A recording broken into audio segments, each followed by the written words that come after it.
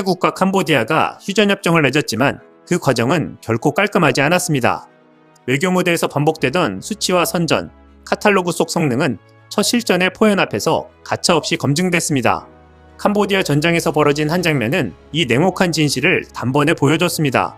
캄보디아군이 주력 화력으로 의존하던 중국산 다연장 로켓이 발사 도중 스스로 폭발한 사건입니다. 이 사고는 단순한 장비 결함이 아니라 중국 무기체계 전반이 안고 있던 구조적 한계를 전 세계에 노출한 순간이었습니다. 캄보디아 군부가 느낀 충격은 단순한 피해 보고서 이상의 것이었습니다. 전쟁 초기 가장 중요한 순간에 가장 믿었던 무기가 전장을 견디지 못했다는 사실은 곧 전략의 붕괴를 의미했습니다. 화력은 단순한 공격 수단이 아니라 억제력이며 동시에 사기입니다. 그 핵심이 무너진 순간 캄보디아군은 교전 이전에 이미 전쟁의 주도권을 상실한 상태에 놓였습니다. 현지에서 전해진 정보에 따르면 사고가 발생한 포대는 즉각 사격을 중단했고 인접 포대 역시 안전점검을 이유로 철수했습니다. 이는 단순히 한문의 손실이 아니라 해당 전선 전체의 화력 운용이 일시적으로 마비됐음을 의미합니다. 전장에서 가장 위험한 순간은 적의 공격이 아니라 아군 무기를 더 이상 믿을 수 없게 되는 순간입니다. 문제의 무기인 PHL-81은 중국이 오랫동안 수출용으로 미뤄온 다연장 로켓입니다. 소련의 BM-21, 그라드를 기반으로 한 122mm 체계로 40연장 발사관을 트럭 셋이 얹은 전형적인 구형 대량 화력입니다. 중국은 이를 최신형으로 포장해왔지만 개발 시점은 1980년대 초반에 머물러 있습니다. 최대 사거리 50km라는 수치 역시 오늘날 기준에서는 억제력이 아닌 제약 조건에 가깝습니다. 그러나 이번 사고의 본질은 단순히 구식 설계에 있지 않습니다. 발사 도중 무기 자체가 폭발했다는 사실은 품질 관리, 탄약 안정성, 조립 공정, 운영 매뉴얼 전반에 걸친 구조적 문제를 시사합니다. 전쟁에서 무기는 적보다 먼저 병사를 위협해서는 안 됩니다. 이 기준을 넘는 순간 그 무기는 전력이 아니라 리스크가 됩니다. 이 사고 이후 국제군사 커뮤니티에서는 오래된 질문이 다시 떠올랐습니다. 중국산 무기는 과연 실전을 끝까지 버틸 수 있는가라는 질문입니다. 이미 중동과 남아시아에서는 중국산 전차와 무인기, 포병 체계의 낮은 가동률과 높은 유지 비용, 부품 수급 문제를 지적하는 보고서가 반복되어 왔습니다. 캄보디아 전장에서의 폭발은 이 의문이 가설이 아니라 현실임을 증명한 사례였습니다. 중국 무기의 공통된 한계는 숫자에 집착한다는 점입니다. 몇 발을 동시에 발사할 수 있는지, 몇 대를 한 번에 배치할 수 있는지를 강조하지만 정작 전쟁의 본질적 질문에는 답하지 못합니다. 이 무기는 몇 번이나 다시 쓸 수 있는가? 타격 이후 살아남아 이동할 수 있는가? 그리고 정치적 부담 없이 끝까지 운영 가능한가라는 질문입니다. PHL-81은 넓은 지역을 초토화할 수는 있지만 정밀 타격이 불가능합니다. 이는 곧 민간 피해로 이어지고 국제적 비난과 외교적 부담으로 되돌아옵니다.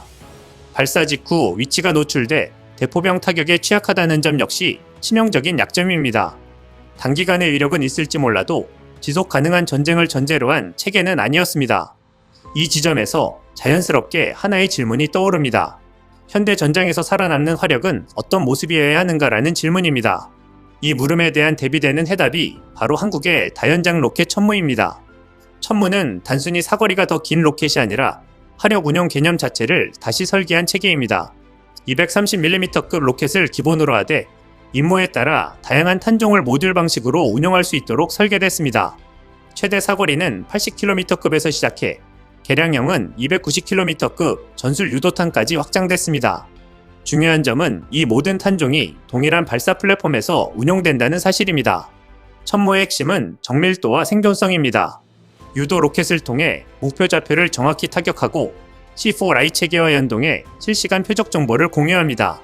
발사 후 수분 내 재배치가 가능하도록 설계돼 대포병 타격에 노출될 시간을 최소화했습니다. 이는 한 번 쏘고 사라지는 무기가 아니라 전장을 순환하며 임무를 반복하는 체계입니다. 다만 천무 역시 만능 무기는 아닙니다. 위성 정보, 네트워크, 숙련된 운용 인력이 전제되지 않는다면 그 성능은 제한됩니다. 그러나 중요한 차이는 이러한 조건이 갖춰질 경우 천무는 전장을 관리할 수 있는 화력으로 작동한다는 점입니다. 이는 단순 파괴와는 전혀 다른 개념입니다. 이 차이는 실제 계약으로 이어졌습니다. 29일 하나 에어로스페이스는 폴란드와 총액 5조 8천억 원 규모의 다연장 로켓 천무 수출 계약을 체결했습니다. 단일 다연장 로켓 체계로는 세계적으로도 손꼽히는 규모입니다.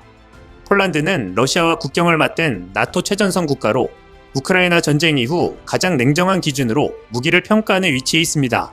미국산 하이마스와 유럽산 포병 체계를 모두 운용해본 국가가 선택한 추가 전력이 중국이 아닌 한국의 천무였다는 사실은 분명한 메시지를 담고 있습니다. 같은 시기 동남아 전장에서는 중국산 다연장포가 스스로 폭발하며 무너졌습니다. 한쪽에서는 무기가 전장을 견디지 못했고 다른 한쪽에서는 그 무기에 국가의 안보와 5조 8천억 원의 예산을 맡겼습니다. 이 대비는 오늘날 세계가 무엇을 신뢰하는지를 명확히 보여줍니다. 이 질문은 유럽에서도 이어졌습니다. 무기가 위기의 순간 외부 승인 없이 작동할 수 있는가라는 문제입니다. 폴란드는 한국산 무기를 저렴해서 산 것이 아니라 정치적 변수 없이 즉시 쓸 수 있는 전력으로 평가해 도입해왔습니다. 이 흐름은 대만을 둘러싼 안보 논의에서도 반복됩니다. 위협의 본질은 미사일 숫자가 아니라 그 숫자를 억제할 수 있는 체계가 있는가라는 질문입니다.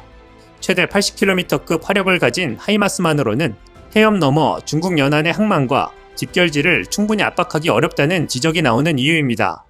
천무 3.0은 이 논의를 한 단계 더 확장합니다. 강화 장갑 차체, 개선된 구동계, 그리고 AI 기반 드론과 결합된 유무인 복합 운용 개념은 포병을 단순 화력이 아닌 네트워크 전력으로 진화시켰습니다. 이는 특정 국가만의 무기가 아니라 전쟁 양식 변화에 대한 하나의 해답입니다. 답은 점점 분명해지고 있습니다. 전쟁은 더 이상 숫자의 싸움이 아니라 체계의 싸움입니다. 그리고 지금 그 체계를 가장 현실적으로 구축한 국가 중 하나가 한국입니다.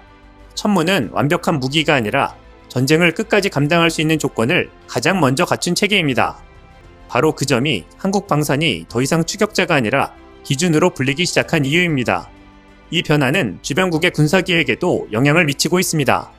필리핀은 공군과 방공체계를 재편하며 가상적성국 시나리오에서 한국산 전력의 운영 방식을 기준으로 방어구조를 설계하기 시작했습니다.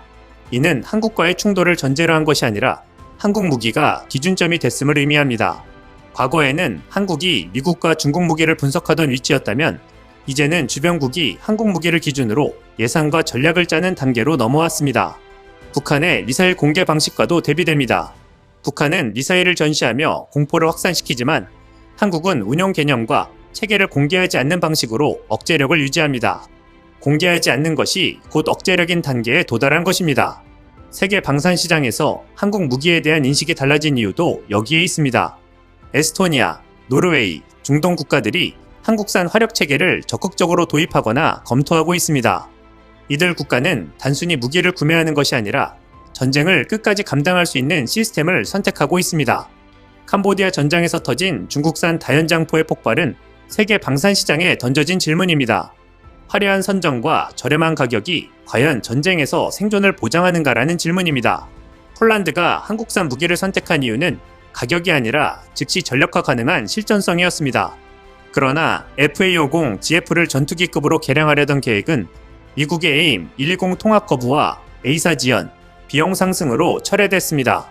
폴란드는 불확실한 업그레이드 대신 현 전력을 현실적으로 운용하며 유럽산 무장 통합으로 대안을 모색하고 있습니다. 이는 FA-50의 실패가 아니라 무장 통제 패권의 한계를 보여줍니다. 같은 시기 승인 제약 없는 천무 대규모 계약은 유럽이 원하는 무기가 무엇인지 분명히 드러냅니다. 전장은 결국 믿을 수 있는 무기만을 남깁니다. 이상 시온TV였습니다.